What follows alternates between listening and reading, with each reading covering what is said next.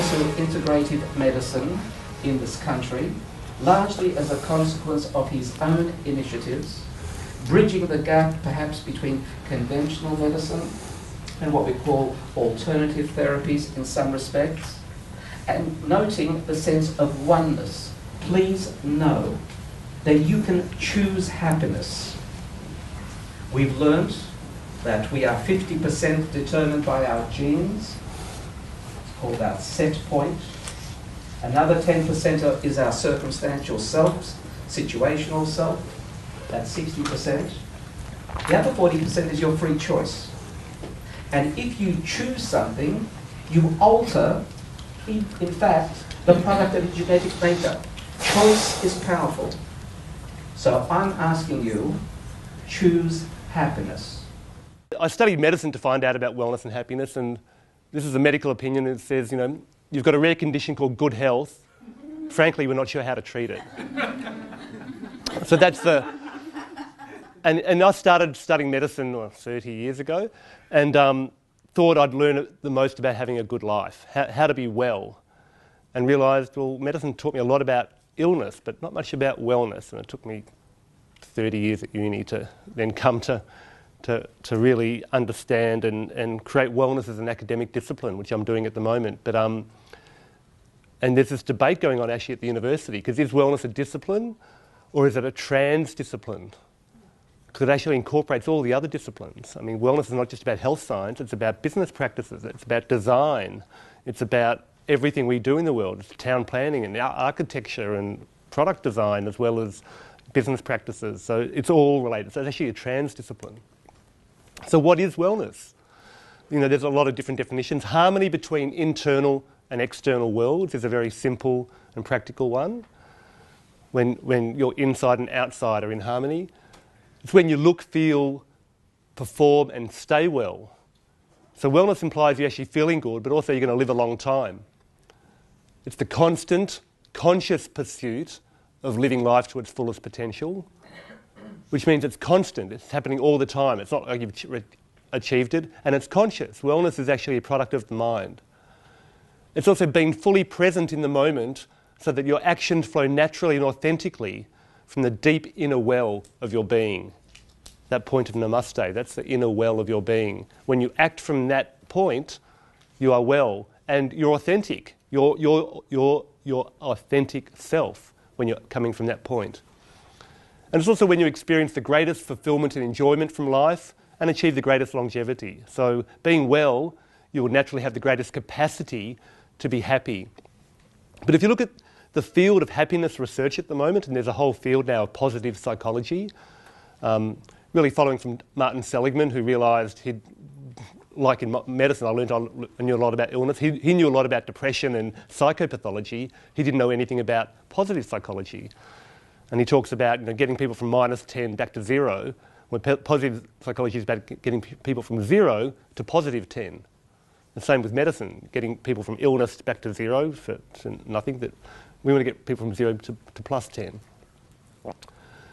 So, but when they talk about happiness in positive psychology, they recognise that happiness is like, put on a happy face, have a nice day. It's not all just superficial.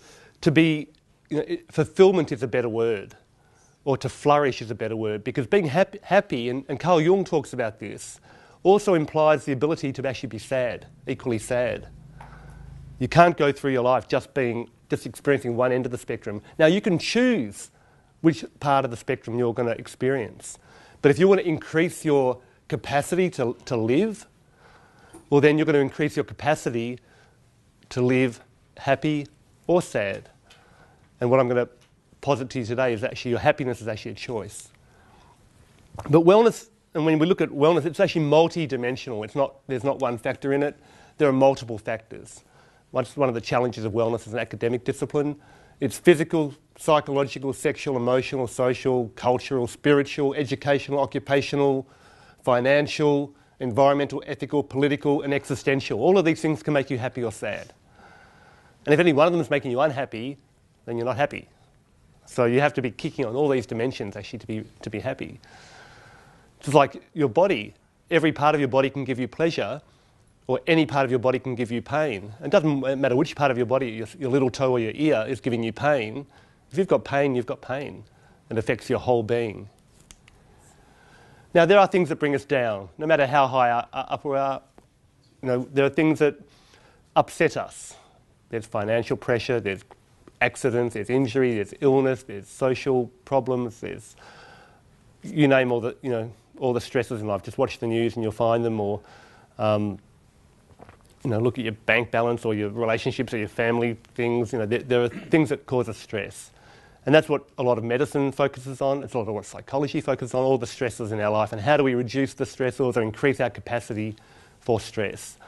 What's often neglected, though, are the things that bring us up. I call them blisses, the things that move us towards bliss. These are the activities that when you do them, you literally lose track of time. You're so absorbed in the activity. And often it's different for different people. One person might love being in the garden, another one might love drawing dragons, another one might love ballroom dancing.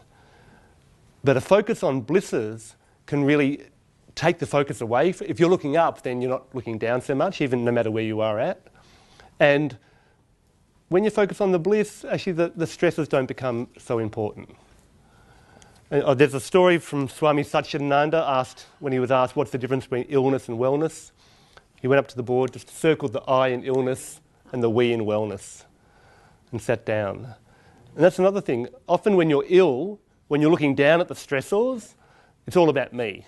It's which doctor's appointment do I have, and what symptom have I got, and what pills do I need to take now? It's all about me. When you're well, it's all about we. It's what can I do for others? What can I do for you? What can we do together? So it's just a change of focus. There's no, it's just you can look up or you can look down or you can just be where you're at. You can decide where you're going to focus. The universe starts as infinite, in fact, absolutely infinite. And absolute infinity has the property that you can't think about it by definition. If you can think about it, it's not infinity, it's something else. So it's by definition, it's inconceivable. But we all participate in this inconceivable, unthinkaboutable infinity. But then there's the idea of flow. Within that infinity, you have a flow of matter, energy, and information. So things can go through, and as things flow, you create these loops of flow. And then now you've got an identity, even though so you've separated off from that infinity, just like you separate off from infinity when you say, I'm an individual. And within that flow, you have transformation. And in Chinese medicine, they call it the 5 elements, or the 5 phases of transformation. And through these 5 phases of transformation, you have things that take you up, that lift you up, and other things that weigh you down. Blissors, stressors. And the balance between your blissors, the balloons you have in your life, and your stressors, or the weights you have in your life, create what is for you balance. Basically, they'll balance out, and that's where you're at in your big spiral of life. So if you map your challenges and skills, if you have very low skills and very low challenges, you're not going to do much. You'll just be apathetic. If your challenges get a bit higher, but your skills stay really low, you start to get worried. Challenges are really high and your skills are really low, you're going to panic, have severe anxiety. As your skills get higher and your challenges are low, you'll be just bored. If your skills are medium and your challenges are quite high, you become aroused, so I need to do something. When skills are high and challenges are low, you start to be relaxed. So you go from boredom to relaxation. Skills are high, challenges are moderate, you're in control. So arousal and control are quite good states to be in. One's motivated more by challenges, arousal. Control is more motivated by skills. But when they're perfectly balanced, when your challenges are perfectly matched by your capacity or your skills, you get flow.